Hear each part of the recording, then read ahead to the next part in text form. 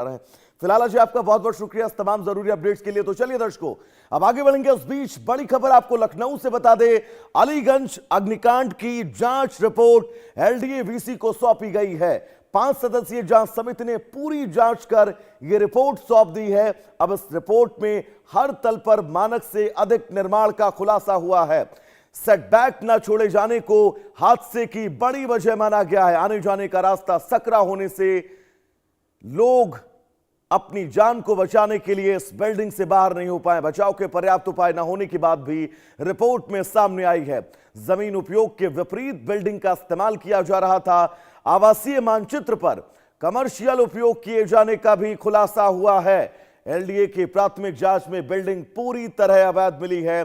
जांच रिपोर्ट के आधार पर अब आगे की कार्रवाई की जाएगी। लेकिन इस जांच रिपोर्ट में जितने भी बिंदु हैं, इन बिंदुओं में कोई बहुत नई बात नहीं है, क्योंकि यह सवाल इंडिया न्यूज पहले दिन से ही इस बिल्डिंग को लेकर उठा रहा है कि 2016 में जब लखनऊ विकास प्राधिकरण ने इस पूरी बिल्डिंग को अवैध घोषित कर दिया था, तब उसके बाद यह बिल्डिंग कैसे चालू थी 2026 यानी 10 साल तक। क्या एलडीए इन 10 साल तक आंखें मूंदे बैठा रहा? एलडीए की तरफ से नोटिस इस बिल्डिंग पर चस्पा किया गया। नोटिस चस्पा किए जाने के बाद इस हादसे के बाद इस बिल्डिंग को दोबारा अवैध बताया गया।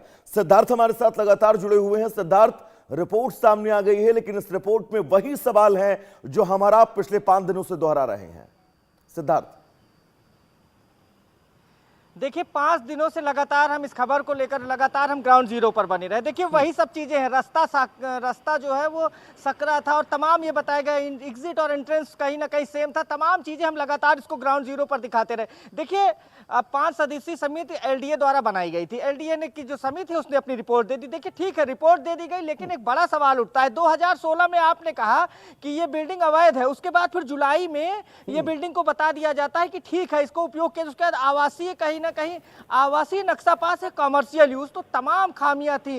सेटबैक की व्यवस्था नहीं, तमाम, और आग लगने का जो कारण रहा सबसे प्रमुख कारण जो है उसको लेकर भी अभी लगातार जांच की जा रही है। और विद्युत विभाग ने भी बता दिया कि जो एनओसी थी वो फर्जी थी। तो कुल मिलाकर तमाम जो है फर्जीवाड़े थे और पूरी तरीके से बिल्डिंग मानक विपरीत थी। वैभव, ये कहीं ना कहीं पहले दिन से लगातार ये बता रहे हैं। और जिस तरीके से जब हम ग्राउंड जीरो पर मौजूद थे तो सबसे बड़ी दिक्कत ये आ रही थी कि लोग निकले किधर से। आप समझ सकते हैं कि निकलने और एग्जिट और एंट्रेंस का रास्ता सेम, और आप जिस लोगों को निकालने के लिए कहीं ना कहीं 1 घंटे से ज्यादा समय लगा दीवार तोड़ने में। बगल की जो बिल्डिंग थी उससे जाकर दीवार तोड़ा गया, तो तोड़ी गई। तो कुल मिलाकर वैभव, अब ठीक है रिपोर्ट आई है, जांच हो रही है, तमाम अधिकारियों पर कार्रवाई हो रही है, लेकिन फिर एक बार बड़ा सवाल ये घटना छोड़ के जाती है।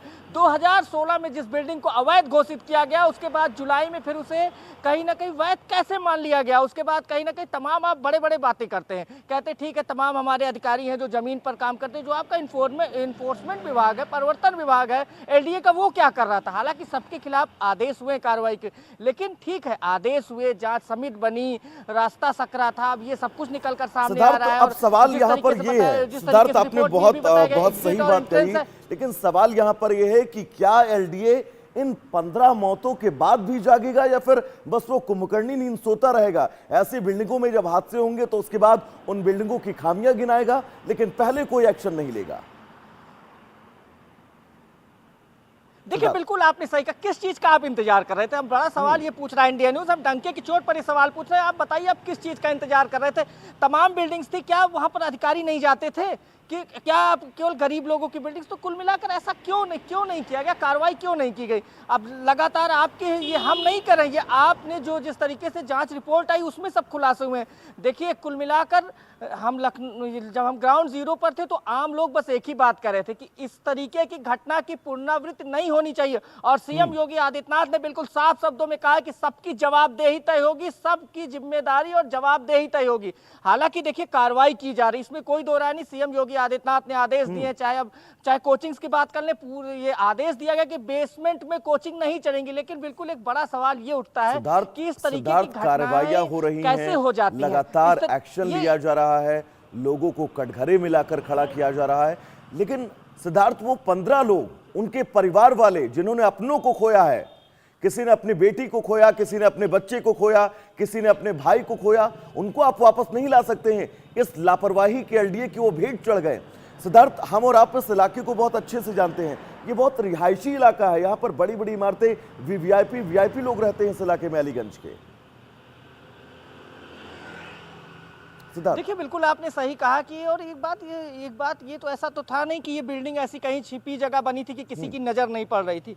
देखिए ये एकदम रिहायशी इलाका है, बिल्कुल आपने सही कहा। और दूसरी बात, अब आपकी रिपोर्ट में ही कहा गया है जिस तरीके से कि ये आवासीय थी, आवासीय नक्शा पास था। बताइए, आवासीय नक्शा पास और कमर्शियल उपयोग, और कहा जाता है कि जो हमारे इन्फोर्समेंट के अधिकारी हैं, एलडीए द्वारा, वो जमीन पर काम करते हैं। तो क्या ये बिल्डिंग दिख नहीं रही थी? लगातार हमें सवाल पूछ रहे हैं कि क्या ये दिखता नहीं था कि क्यों नहीं कार्रवाई की गई? समय रहते अगर कार्रवाई की गई होती तो इस तरीके की घटना ना होती। अब ठीक है, अब आप जांच कर रहे हैं, लेकिन लोग सवाल पूछ रहे हैं और लोग ये पूछ रहे हैं कि ये बताएं कि सिद्धार्थ, पहले बिल्कुल क्यों कार्रवाई नहीं की खाना गई? पूर्ति तमाम करते लोग रहिए, हम खाना ग्राउंड पूर्ति, जीरो पर- लेकिन इन सवालों से आप बच नहीं पाएंगे जो सवाल अब पूरा देश आपसे इस लखनऊ अग्निकांड के बाद पूछ रहा है। आप कितने भी एक्शन क्यों ना ले लीजिए। सिद्धार्थ, फिलहाल आपका बहुत बहुत शुक्रिया इस तमाम जरूरी अपडेट्स के लिए। तो